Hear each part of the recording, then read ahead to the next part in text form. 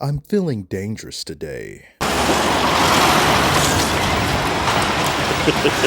So I've decided to make a critical video about LeBron James because no one's ever done that before. It's about damn time. But unlike many of his LeOps on the internet, who are they themselves as annoying as the bronzesexuals they wage war against every day. Crowd wasn't... This won't be a video as to why I hate LeBron James, because I don't hate LeBron James. I have him number 2 to Jordan. This is a video as to why many people hate LeBron James. And contrary to what LeBron would like you to believe as to why others hate him for no reason, it's not for no reason. Most of it is his fault. Can you tell me?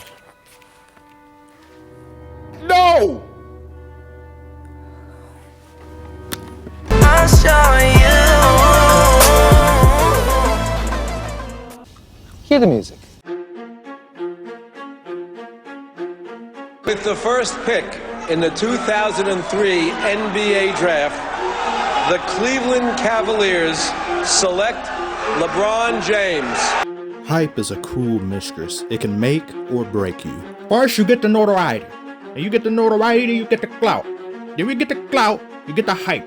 And then when you get the hype, you get the haters. I got enemies, got a lot of enemies, got a lot of people trying to drain me of my energy. Look no further than Victor Wembanyama. Malice and contempt are just part of the territory of fame. They're calling Victor the greatest prospect ever in any team sport. But imagine if they were calling him king. So when LeBron James came in, they was already calling him the king with commercials. Kids kept like running around the hotel talking about King James. Man, the craziest thing is going on downstairs is people are running around here calling you King James. And he laughed like, yeah, that's what they've been calling me. Wilt Chamberlain was called Wilt the Stilt or the Big Dipper. Kobe Bryant the Black Mamba. Magic Johnson. Clyde the Glide. Air Jordan. Dr. J. The Answer. The Truth. The Human Highlight Film. But now we have someone called King. Ooh, king! For those who are literary intolerant, a king can be defined as a male sovereign or monarch, usually by hereditary right, the chief authority over a country or people, God or Christ. And he was called this all while never having played a single minute in the NBA, let alone having won a championship yet. That is blasphemous! That isn't LeBron's fault. True, but why did he wear number 23? You told a group of kids at a skills camp that you are chasing the ghost of this guy who played in Chicago. You want 6 rings? Are you chasing that specific? What are we talking about here? Everyone automatically kind of like, oh, he's trying to be, he's talking down on MJ, trying to be better than MJ. What actually is he talking about? What actually is he talking about? What actually is he talking about? That bit of confusion that LeBron himself acknowledged breeds resentment and anger among those who don't know any better. I remember when Justin Bieber first came out, people were saying he could be the next Michael Jackson. Immediately, people started hating him for it. And those words at that time had never came out of his mouth. The media builds you up to tear you down by saying, hey, this is the newer version of that thing that you really love.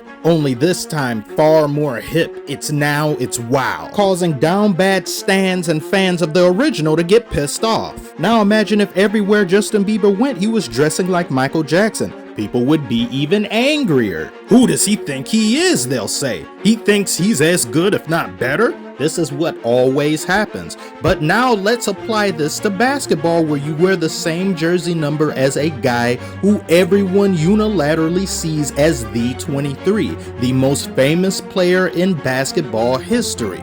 Everyone knows his number, instantly recognizable, tied it to a face, a likeness. Now we have a player being called king going out of his way to wear 23. LeBron should have picked a different number to be known for. Yeah, we wear number 6 now. The only reason he didn't wear number 23 in Miami is because Heat organization retired it in honor of MJ. If I were someone new coming into the league with the amount of expectations that LeBron had, I would never pick the number as a guy known the world over. I just wouldn't. I want to be known as myself, not be thought of as someone else or that other guy's face popping into people's head instead of mine. Imitation is the sincerest form of flattery, but it can also be damaging, and the ramifications can be permanent, sorta like a tattoo. You were the chosen one! Yes, Sports Illustrated called him this first, but as the media can build you up to tear you down, they can also set you up to fail. When I think of a chosen one, I think of a shepherd or someone handpicked by destiny to change the world. But the NBA had just got through having its biggest, most impressive decade ever. The Dream Team helped take the league global and fan interest was at an all-time high. The league or the sport doesn't need saving, so what exactly are you chosen to do? To the average person, branding yourself with this reeks of arrogance and makes them think you're here to do nothing other than try to supplant their favorite player. It would be like Jordan time he stepped foot in the league tattooing GOAT on his back or tattooing Black Jesus on his chest. If you're a relatively unknown player, most will see this as boasting and a lack of humility. On pins and needles across the country, particularly those teams who are in the running for LeBron James. You ready to go, LeBron? Where's the powder? Left it at home.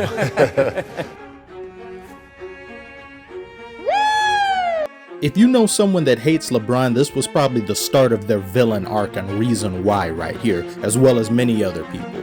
Looking back on it now, this was of course the best decision for his career, but the way in which he handled it was bad. It reeked of pomp and circumstance and led to the burning of LeBron jerseys nationwide. And the average person that hates LeBron probably won't even realize to this day that while this event was somewhat of an albatross, it generated millions of dollars for Boys and Girls Club charity.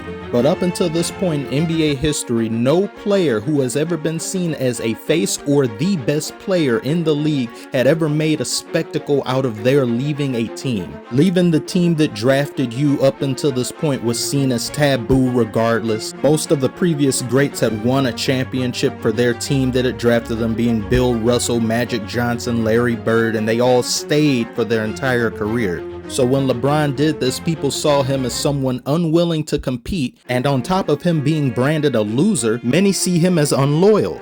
He has a tattoo of loyalty on his body. It's ridiculous. It's embarrassing. Good riddance. Good riddance. Dan Gilbert will bring us a winner. Not 2, not 3, not 4. Another one. Not 5. Another one. Not 6. Another one.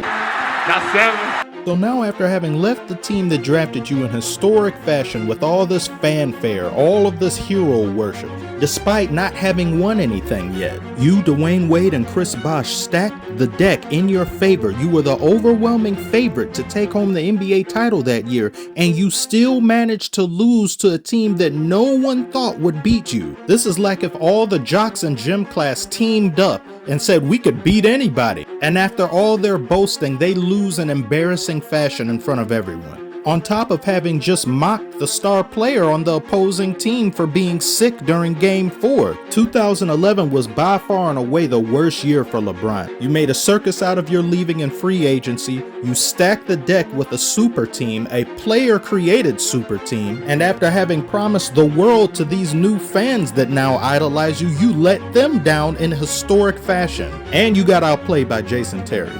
At this point, hating on LeBron had become a national pastime. It's policy now. Oh, that's flagrant? Oh, come on. What kind of league are we becoming if that's a flagrant foul?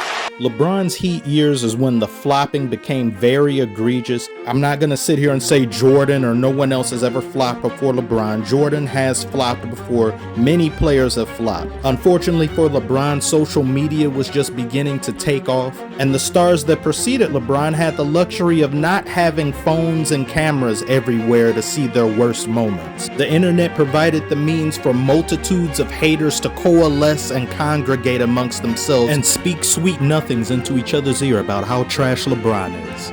Jordan, Kobe, Magic, and Kareem also had the luxury of not having 2 billion news networks and their imaginary friends talk about them 24/7, 365, thereby making the public feel drowned, awashed with LeBron content, feeling stressed about it, and getting more angry at him. Hurry up and get your stuff! What y'all waiting for? You trade it! Trade it! Trade it! I don't think I've seen any NBA player have as much control over an organization as LeBron does. When he gets on your team, it's win now. We've seen multiple different instances of half the damn team getting shipped out at a trade deadline at LeBron's whim. And when he leaves, there's nothing but bad contracts abound up and down the roster. I remember people talking highly of Lakers' young core of Brandon Ingram, Kyle Kuzma, Lonzo Ball, and Josh Hart, and after only a year of LeBron being there, the entire young core, with the exception of Kuzma, is thrown into the bushes.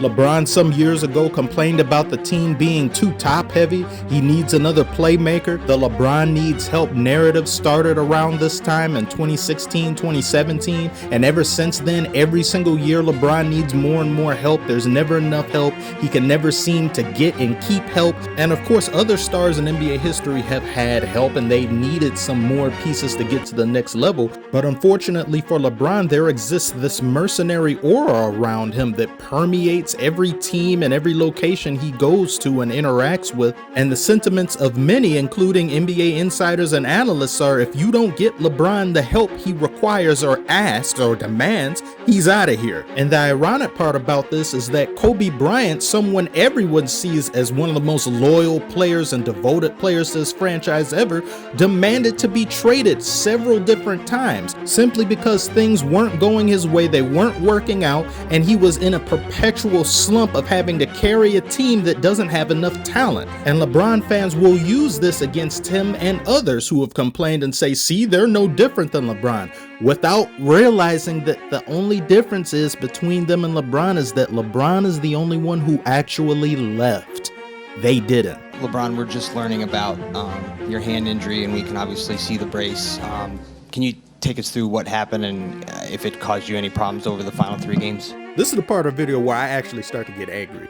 If you look at any of the worst losses for LeBron in recent times, be them sweeps, be them blowouts, anything like that, there's always an excuse. There's always some other thing that caused this, not him. 2018, you're up against the most powerful OP team in league history. That's not enough to just admit loss. No, I punched a wall. My arm and hand were messed up. I was basically playing the entirety of the series with a broken hand. Wow, aren't I powerful? Aren't I Iron Man? 2018-2019 season, after activating playoff mode and failing to gain any traction with the team or get into the playoff picture, LeBron says, I have a groin injury. That seems believable enough, but then his physical therapist says he shouldn't have came back at all. He should have been out 6 months, but he didn't want to disappoint the fans of the Lakers. 2020-2021 season, he says, we have so many injuries. We've never been able to play together. We all can't stay on the floor. If we had played together, we would have gotten farther. But yet the Clippers, missing more than half of their damn team for most of the year, was able to have a better record than the Lakers and be a higher seed than the Lakers. 2021-2022 didn't make the playoffs, but now we arrive to the present where LeBron was in a boot, and then shortly after that says he played the entirety of the playoffs on a torn tendon in his foot. You can't keep getting away with this! The legitimacy of his injuries are one thing, but the repetitive frequency at which these injuries seem to appear at his low lights, it's never in his best moments. It's always when he's either getting swept or he's losing. It looks suspect, and in some ways it's disrespectful to the other team. You're essentially ignoring their efforts and their prowess as a ball club in lieu of your injury being the thing that cost you to lose, not their ability to play the game. Injuries are, of course, an unfortunate reality of the game, but they can also be used as a means of misdirection or passive aggressiveness while hiding your hand after throwing a stone. LeBron James speaking out for the first time about the battle between the NBA and China, taking on Houston Rockets general manager Daryl Morey, whose tweet supporting anti-government protests in Hong Kong set off a firestorm between the country and the league. But I believe he wasn't educated on the situation at hand. People could have been harmed, not only financially, but physically, emotionally, spiritually. So just be careful what we tweet and we say and what we do. Ooh. That one didn't age quite so well. Mission failed. We'll get them next time. I'm not about to bombard you with my political philosophies. Politics stateside in America has descended into nothing but a joke. It's a circus. I hate both sides of the political spectrum. That's as much as I'll tell you. But what LeBron said here, I lost actual respect for him as a person, not just a basketball player. And if you simply don't understand the situation and you're trying to protect your Nike investors and the NBA's investors and jersey sales, simply shut the fuck up. especially when it pertains to the police brutality incident in which he tweeted recklessly without any and all information regarding the subject, potentially putting this officer's life in danger by putting his face out there for his millions of followers, then has the nerve and audacity to use the hashtag of accountability while applying none to himself. How are you an affluent and elite man in your 30s, but yet you behave on Twitter like a teenager? When LeBron and some others were told to shut up and dribble, I didn't like that. I think that was highly disrespectful and came from a place of ignorance, like LeBron's tweet had also come from a place of ignorance. However, I may not agree with it, but I'll understand occasionally sometimes those who are on the right who do say shut up and dribble, because if this is all we have to expect from our so-called leaders and role models, you're better off just dribbling. You don't need to talk at all about politics at all. If I were in his position or any meaningful position of stature and a voice to millions of people, I would apply the same level of energy, of disgust and outrage at the news of a black person killing another black person, as well as a white person killing a black person. At times, as black people, we are our own worst enemy, and in order for us to form a more perfect union, a more perfect people, we should strive to fight for the rights of all beings, not just our own. And that same power with which we fight will be returned to us tenfold. That's what we should hope anyway. Those are sentiments and teachings of Dr. King, as well as a post-pilgrimage to Mecca Malcolm X. If LeBron ever made it past page 1 of his book, he would know that. That one there was a violation. Personally, I wouldn't have it. That one right there made me the greatest player of all time. For so many reasons. That one right there made you the greatest player of all time. Did he just say, aye, he did? I love LeBron, but I'm going to call time out on this one. I have never heard Michael Jordan say he's the greatest of all time. But let other people say that for you. Yeah. To me, it's just disrespectful for a lot of people that came before you that were great players. There is only one athlete to have walked the face of this earth that has the eternal pass to utter such a statement.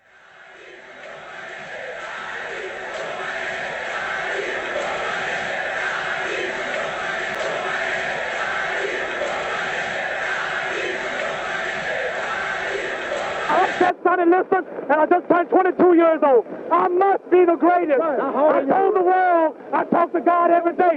If God's with me, can't nobody be against me. I shook up the world. I shook up the world. I shook up the world. In the words of NFL legend Walter Payton, if you're good at something, you'll tell everyone. When you're great at something, they'll tell you. Now, by no means am I saying that LeBron isn't great. He is definitely great. As I said, he is number 2 on my list to Jordan.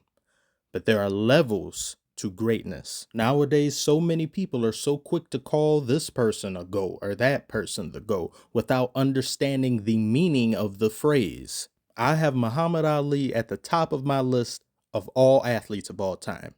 His greatness will never be seen again. It will not be achieved by anyone else. And that includes Michael Jordan. And no matter what happens going forward, I simply cannot put LeBron number 1 on this list when it comes to the NBA. Because you never will be the greatest winner, as Bill Russell was. You'll never be the winner that Kareem was or the winner that Jordan was. Because they didn't make excuses and they didn't rely on stacking decks in order to achieve championships. In the same bag, you place metrics and statistics. They all encompass greatness. And I believe if a pie chart were to be constructed and you look at everything that makes a quote-unquote GOAT, LeBron lacks in certain areas, which ultimately leads as to why people have disliked him to this point, and he has been the most hated athlete or the most hated NBA player in NBA history. And as I said at the beginning of the video, a majority of the reasons as to why are the direct result of LeBron's own hand. And of course, there will be many who will disagree with this video and what I've said. But the sad part is these same people who will disagree and get upset and leave hate comments, they themselves hate other players for some of the very same reasons I express as to why others may hate LeBron. They hate on other players all day. That's what sports is. They hate the Kevin Durants. They hate the Floyd Mayweathers. You're hating on somebody. Just because it's your guy, you feel some type of way. Be objective and critically think. For nobody who makes Space Jam 2 a new legacy can be considered the GOAT. Fucking trash.